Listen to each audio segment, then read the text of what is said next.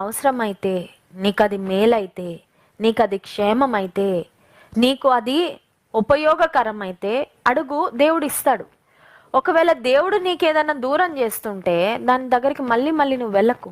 దాన్ని బలవంతంగా నీ జీవితంలోకి తెచ్చుకోవడానికి ప్రయత్నం చేయకు. ఎందుకంటే కొన్నిసార్లు నీకేది హానికరమో దాన్ని నువ్వు తెలియక కోరుకుంటున్నావేమో. కొన్నిసార్లు మనకి పైన విషయాలే మనకు అర్థమవుతాయండి. మనకు ఒక పరిస్థితిలో లోతుగా ఏముందనేది మనకు అర్థం కాదు.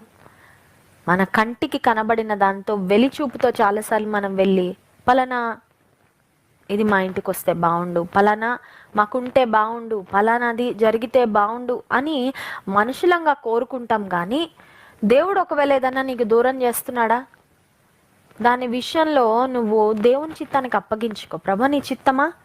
నీ చిత్తం అయితే అది నాకు అనుగ్రహించు, నీ చిత్తం కాకపోతే నీ ఇష్టమే జరుగును గాక.